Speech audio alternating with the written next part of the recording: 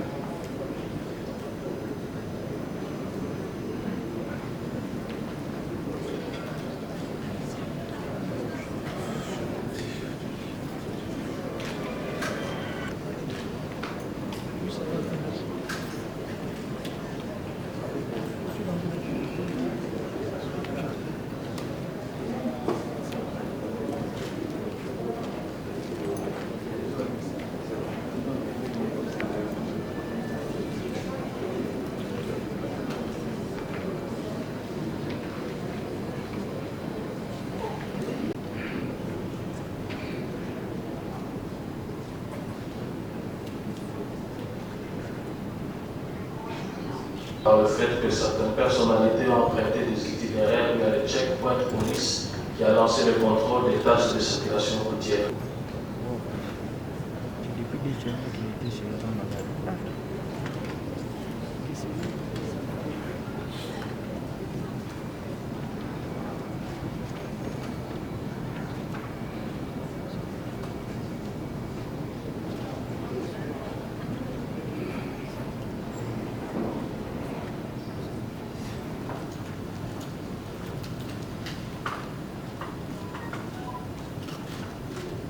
Hymne national.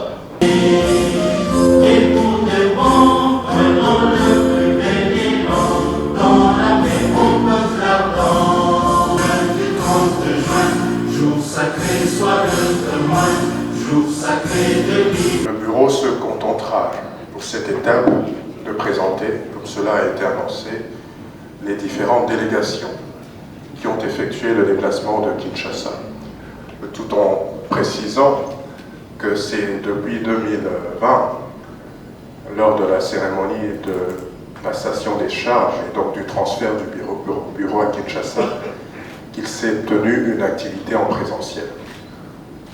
C'est donc une joie partagée par le bureau d'accueillir à nouveau en présentiel une telle activité. Excellence Madame la Ministre, voici donc les délégations membres du BLESA qui ont daigné faire le déplacement de Kinshasa. Nous avons la République du Congo, qui est ici représentée par le directeur général de la Caisse nationale de sécurité sociale, M. Ondongo Ebari, de collaborateurs de 3 personnes. Nous avons également Madame le directeur général de la Caisse des retraites des Comores, Madame Mouni Fatoumia, forte délégation conduite par M. Rémi Dita, de sécurité sociale de la République démocratique du Congo, ici représenté par son directeur général qui est en Kiakou, qui nous accueille et qui en même temps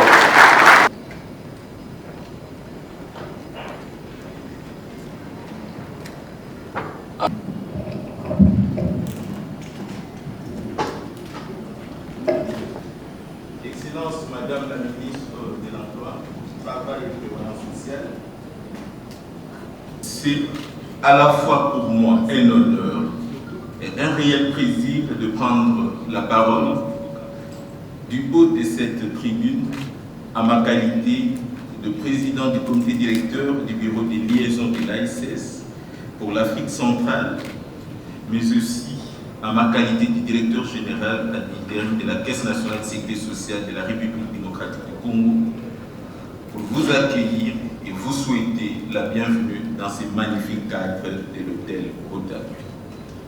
À l'occasion de la cérémonie d'ouverture du séminaire technique de l'Association internationale de sécurité sociale, axé sur la problématique de l'extension de la couverture sociale aux populations non encore couvertes en Afrique centrale. Ma joie est d'autant plus grande qu'il s'agit de la première activité organisée en présentiel à Kinshasa depuis le 4 mars 2020, date ayant consacré dans cette même salle le transfert du Blizzard dans notre pays, la République démocratique du Congo. C'est les lieux de vous exprimer toute notre gratitude pour l'honneur et la confiance témoignée à notre pays et à notre institution qui est la CNSS en nous confiant l'exaltante mission d'abriter ce séminaire technique. Je voudrais ainsi saisir cette opportunité de retrouvailles pour rendre un vibrant hommage au président de la République, chef de l'État, son Excellence Félix-Antoine Tshisekedi Tshilombo, dont l'action menée à la tête de notre pays, ainsi que les diverses mesures prises, notamment pour juguler la pandémie à Covid-19, ont favorisé ces jours l'édification d'un système de sécurité sociale qui se veut le plus inclusif possible. Qu'il me soit également permis de saluer le dynamisme du Premier ministre, chef du gouvernement, son Excellence Jean-Michel Sama-Lukonde, et le rôle combien indispensable joué par Madame la ministre de l'Emploi, Travail et Prévoyance sociale, son Excellence Claudine Dussi-Kembe, afin de porter toujours plus haut l'ambition de notre pays, la République démocratique du Congo, de s'inscrire résolument sur les chemins de la sécurité sociale, tous conformément aux objectifs de l'Association internationale de la sécurité sociale, ASS. Cette occasion pour saluer et reconnaître le travail combien remarquable que le président et le secrétaire général de l'ASS réalisent pour la promotion de la sécurité sociale, car le centre pour excellence ainsi que les lignes directrices élaborées à l'intention des institutions membres de l'ASS sont une source quasi inépuisable d'inspiration ayant permis à la CNSS d'améliorer sa gouvernance et son efficience opérationnelle.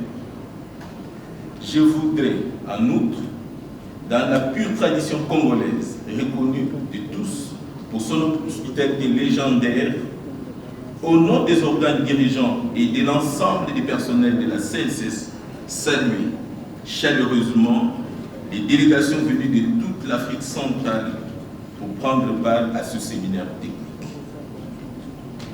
Mesdames et messieurs les directeurs généraux et chers collègues, ainsi que toutes les délégations qui vous accompagnent, soyez donc les bienvenus à Kinshasa.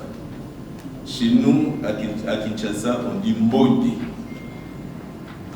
Kinshasa, comme la République démocratique du Congo, c'est aussi votre terre. C'est aussi chez vous, et vous sentez-vous donc à l'aise. Et n'hésitez pas de profiter de votre séjour pour découvrir ces richesses culturelles. Excellence, Madame la ministre de l'Emploi, Travail et Prévoyance sociale, chers séminaristes, distingués invités, Mesdames et Messieurs, l'article 22 de la Déclaration universelle des droits de l'homme dispose que toute personne, en tant que membre de la société, a droit à la sécurité sociale. Elle est fondée à obtenir la satisfaction de droits économiques, sociaux et culturels indispensables à sa dignité et au libre développement de sa personnalité grâce à l'effort national et à la coopération internationale compte tenu de l'organisation et des ressources de chaque pays. De ce point de vue, l'extension de la couverture sociale apparaît à juste titre comme un devoir qui s'impose à toutes les nations à travers leur système de sécurité sociale. Les inégalités d'accès à la sécurité sociale auxquelles se heurtent certaines catégories de la population, si pas la plupart des catégories de la population, constituent un défi dynamique et multiforme, non seulement parce que le contexte diffère d'un pays à un autre, mais aussi parce que les efforts à déployer pour étendre la couverture sociale sont influencés par des facteurs qui dépendent de l'environnement dans lequel évolue chaque système. L'extension de cette couverture est un véritable enjeu de développement qui est au centre des priorités des gouvernements. Cela d'autant plus que la crise sanitaire et ses retombées économiques et sociales a une fois de plus confirmé le rôle clé de la sécurité sociale. C'est également un défi majeur pour les administrations de la sécurité sociale en Afrique centrale confrontées au ralentissement de l'activité économique, l'aggravation du chômage et la dégradation de la situation sociale des groupes socio-professionnels précaires. Et ceux du président de la SS, ainsi que de nos 320 institutions membres dans 160 pays, à l'occasion de la publication de ce séminaire technique sur l'extinction de la couverture sociale aux populations. Permettez-moi de remercier l'Éternel, Dieu Tout-Puissant, lui qui a fait concourir toutes circonstances à la réalisation de ce séminaire qui vient de prendre son élan aujourd'hui. Et en effet, sans sa volonté, je crois qu'il serait impossible pour les uns et les autres de nous rejoindre, surtout pour les délégations qui ont dû prendre toutes sortes de moyens de transport pour rejoindre la capitale de la République démocratique du Congo. Que Dieu soit loué. Permettez-moi également de rendre des vibrants hommages à son Excellence Félix Antoine Tshisekedi Tshilombo, chef de l'État, pour sa vision qui consiste à mettre l'homme au centre de toute action gouvernementale. Ce gouvernement dont je fais partie et qui est piloté de main de maître par son Excellence Jean-Michel Sama Lukonde.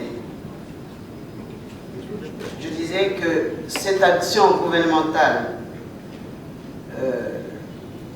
qui met au centre l'homme démontre à suffisance l'intérêt et la place qu'occupe la sécurité sociale en République démocratique du Congo.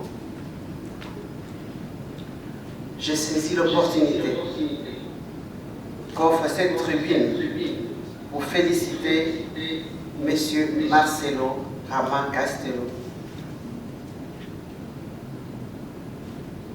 et dont l'engagement à soutenir les activités de l'ASS en Afrique, particulièrement en Afrique centrale, ne fait l'ombre d'aucun doute. Monsieur le directeur général ad intérim de la Caisse nationale de sécurité sociale, je vous félicite pour cette tribune. Je vous félicite pour votre implication personnelle aux activités du BLESAC depuis son transfert à Kinshasa, en République démocratique du Congo. Mesdames et messieurs, le présent séminaire technique sur l'extension de la couverture sociale aux populations non encore couvertes en Afrique centrale tombe à point nommé au moment où la plupart des caisses d'Afrique cherchent à renforcer les capacités dont elles disposent pour offrir des programmes contributifs efficaces et pour œuvrer à l'extension de la couverture sociale aux groupes par nature difficiles à couvrir. La question est d'autant plus cruciale que nos engagements vis-à-vis de nos populations respectives nous imposent de parvenir à moyen ou à long terme à une couverture sociale universelle en associant plusieurs mécanismes, à savoir des programmes contributifs obligatoires, de programmes contributifs subventionnés, dont la cotisation est particulièrement subventionnée par l'impôt, des programmes non contributifs financés par l'impôt, des régimes contributifs volontaires et des prestations en nature. Il s'agit donc des défis que nous avons le devoir, mieux l'obligation de relever, en tenant compte du contexte national de chaque pays membre du bureau sous-régional africain de l'ASS et des stratégies spécifiques à adopter.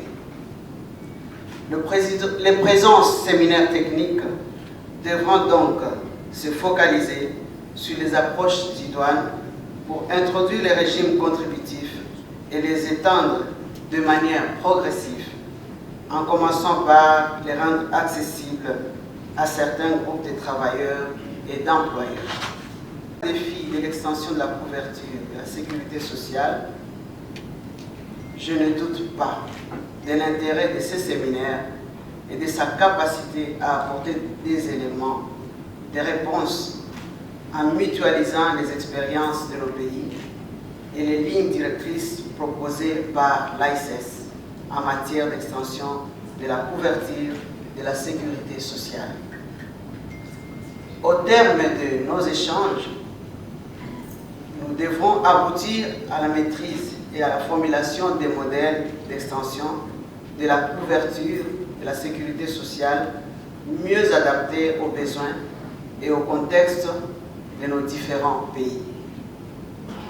J'ai formé donc le souhait que les recommandations issues des présentes assises ne demeurent pas de simples effets d'annonce, mais qu'elles soient des valeurs, qu'elles soient des vecteurs d'initiative pour la prospérité de nos caisses respectives. Ainsi dit, je déclare ouvert le séminaire technique de l'ASS sur l'extension de la couverture sociale aux populations non encore couvertes en Afrique centrale. Je vous remercie.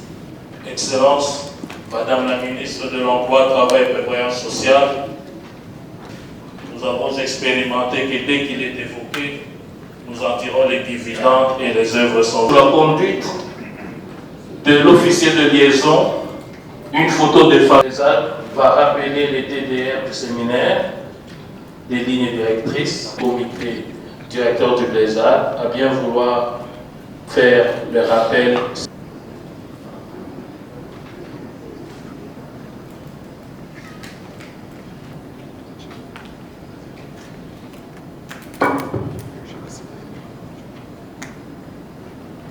Monsieur les caisses membres. Troisièmement, il y a des programmes non contributifs qui sont financés par l'État. C'est-à-dire qu'à ce moment-là, l'État, un contrat d'adhésion, où une personne qui n'est pas naturellement assujettie à un régime peut décider en nature et qui peuvent être organisées, toujours dans le but d'atteindre cette couverture schématiquement. Quand vous pénétrez la ligne directrice donc sur les présente en fait la nécessité d'évaluer et d'améliorer l'environnement habilitant. Donc c'est une description des différentes mesures qui permettent l'état de la législation, par exemple en matière de sécurité sociale. Cela veut dire par exemple quel est l'état des prérogatives nécessaires à l'extension de la couverture sociale, c'est la deuxième ligne. Puis vous avez l'ensemble P, c'est de la ligne 3 à 7, qui porte en fait sur les capacités de base qui doivent dont doivent être dotées les institutions de l'État. Il faut mobiliser les partenaires pour... Nous avons la première strate pour des besoins physiologiques que beaucoup résument en besoins de santé et qui connaissent un épanouissement. Et ce sont des besoins, c'est-à-dire lorsqu'il y aura la survenance d'un risque, on va intervenance de risque. Et ça, c'est beaucoup plus important, plus proactif, peut-être développé avec des actions sanitaires et sociales. Vous voyez l'accident de travail, les milieux résidentiels. Donc, il y a plusieurs aspects de sécurité participative plutôt que attendre la survenance pour dire nous faisons ceci après que le risque perpétuel de la sécurité. Les besoins de sécurité, nous les prouvons depuis le temps de l'éjection. Nous nous battons continuellement pour être à l'abri de risques. Et les besoins sociaux, l'homme est un être social. C'est le besoin d'estime. On a trouvé que chacun de nous a un service que vous rendez. On apprécie que vous soyez une référence dans la société. Les deux premières strates sont considérées comme des strates en rapport que le moyen qui a perdu la sécurité économique puisse vivre avec dignité. Notamment de risques extérieurs, l'homme porte en lui ses besoins. Et comme on le dit, des fois, nous avons des besoins dont on n'a pas besoin. On prendra bien. La première a été réalisée en 2015 qui concernait que les chauffeurs des taxis et des bus. Donc tout ce qui a porté sur les petits commerçants, les artisans individuels et les professions libérales. Parce qu'en 2002, donc on a profité sur la base de cette campagne de pouvoir élargir aussi la couverture sociale aux populations en syndicat pour pouvoir véhiculer le message de la couverture sociale. Parce qu'il faut reconnaître que créer un numéro vert pour permettre aux chauffeurs, surtout les chauffeurs et tous les transporteurs, on a eu à faire des sensibilisations à travers les médias et les c'est-à-dire envoyer des messages à tout abonné de ces téléphonie mobile, penser à tous ceux qui avaient des numéros de téléphone pour pouvoir avoir un message et comprendre un peu. On s'approcher vers la CNCS, les guichets, c'est-à-dire les guichets qu'on avait implantés dans les communes. Voilà, ça sont des résultats issus de ces deux campagnes. Donc au cours de ces deux expériences, et cela constitue vraiment un frein pour leur affiliation et une entrave administrative de leur activité. Aujourd'hui, il peut exercer, demain, il n'a rien, ou aujourd'hui, il peut vendre quelque chose parlant des commerces. Vraiment, les procédures d'affiliation et d'évaluation de cotisation. C'est-à-dire une assiette de cotisation pour cette catégorie de la population. Donc, nous avons 3 dispositifs, notamment la Constitution de la République gabonaise dans son article 1, alinéa 8, qui consacre la sécurité sociale pour tous les depuis quelques mois avec le ministre sur la promulgation de la loi portant sur social au Gabonais non encore couvert.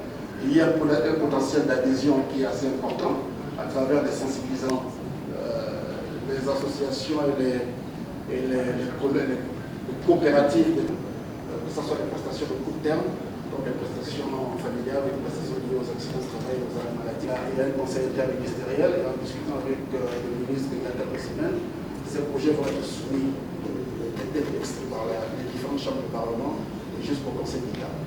Nous avons aussi un suite beaucoup plus facile à atteindre parce qu'elles sont déjà dans un cadre organisé. Donc quand il est à la largesse pour sa couverture maladie, il est plus rassuré. Faire le prélèvement directement sur le compte téléphonique de ces populations-là pour avoir nécessairement de grosses ressources financières pour piloter à la fois les études actuelles. En vigueur en République démocratique du Congo, j'allais dire à la faveur d'une loi qui est passée en 2016 portant statut de cette catégorie d'agents de l'État. Cette loi, qui n'est pas une loi sécurité sociale, qui est une loi sur la carrière, a institué au profit de cette catégorie d'agents publics un régime contributif obligatoire, un régime de base. C'est donc à la faveur de cette loi que le régime a commencé à fonctionner avec cette première catégorie. Les autres catégories, pourtant ciblées par les décrets de création, ne sont pas encore couvertes. Donc c'est un premier défi de l'extension de la couverture concernant la CNSAP, ça concerne le champ d'application personnel. Ces catégories ne sont pas encore couvertes parce qu'il faut mettre à jour le dispositif légal. C'est des agents publics à statut spécifique pour lesquels il n'est pas prévu, en tout cas dans leur statut respectif, il n'est pas prévu un système de sécurité sociale contributif obligatoire, donc il fallait réformer. Il y avait une discussion pour savoir s'il faut le faire comme on l'a fait pour les agents de carrière des services publics de l'État, réformer chaque statut ou carrément conformer le dispositif, l'architecture juridique de la CNSA à celle d'autres caisses du secteur public à travers le monde. Ça veut dire commencer par une loi sécurité sociale, qui n'est pas encore prévue, puis les textes d'application. Alors concernant la couverture verticale, à ce jour, seule la branche de pension est opérationnelle. Je reviendrai tout à l'heure sur les paramètres. Donc c'est un deuxième défi de couverture, qui est la couverture au niveau du champ d'application matériel pour l'organisation de la branche de risque professionnel. Brenda Malenji, Brenda Formanji Malemba. Alors, cette problématique est une préoccupation constante de l'État du Gabon. Et c'est à partir de 2014 que nous avons eu le décret qui cesse de remplir les conditions d'assujettissement au régime général. En réalité, l'assurance volontaire couvre en moyenne 80% des populations non encore couvertes. En fait, ce sont les grandes politiques pour assurer en fait, la couverture des populations non encore couvertes, qui constituent la majorité de la population. Mais chacune des caisses, particulièrement la nôtre, prévoit chaque année dans son budget la sensibilisation, on prévoit les crédits pour pouvoir étudier, examiner les possibilités d'étendre. Donc, du moins à ce niveau-là, la Caisse essaie de faire ce qu'elle peut pour pouvoir étendre la couverture de la population non encore couverte. Mais c'est, comme on l'a dit, c'est progressif. Donc on y va au fur et à mesure. Des catégories notamment les magistrats, les enseignants qui ne sont pas encore. Alors que nous sommes, oui, les policiers en plein 21e siècle. Mais pour les restes, ceux qui sont soumis au code du travail, vous avez réalisé qu'aujourd'hui, les taux de chômage sont encore très élevés. Il fallait qu'on puisse d'abord commencer par évaluer comment la situation est en train d'évoluer. Parce que si on n'évalue pas ça, on va rentrer dans le même système. On a la situation de ceux qui ont une adhésion facultative. Pour que cela devienne contraignant, il faudrait d'abord qu'on évolue en ce qui concerne le problème de taux de chômage. En dehors de cela, il y a le problème de la culture aussi. J'ai été tout récemment à l'occasion de la clôture du mois de la femme à l'université de Kinshasa, où j'ai noté que même les intellectuels qui se retrouvent sur cette colline, ils ont encore un problème de protection sociale. Ils voulaient bien savoir que peut faire la Caisse publique. Donc aucune étude n'est menée à ce sujet.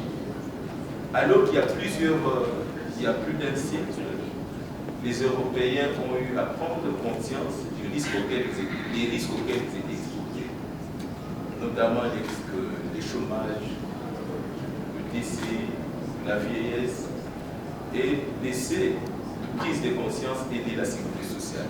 Nous, en Afrique, on ne prend pas encore conscience. D'ailleurs, même les individus eux-mêmes participent parfois à l'évasion, à la fraude, au minant les cotisations sociales. Les délégués syndicaux, ils ne s'en rendent pas compte. Ils s'occupent des actifs aujourd'hui. Donc c'est un problème culturel, mais aussi un problème organisationnel. Donc les États doivent fournir beaucoup plus d'efforts pour réduire davantage les taux de chômage, afin qu'on puisse faire adhérer les autres à travers le caractère obligatoire de l'assujettissement, mais aussi, d'autre part, à la prise de conscience à travers la vulgarisation pour que nous atteignions le plus possible les assujettis au régime général de sécurité sociale.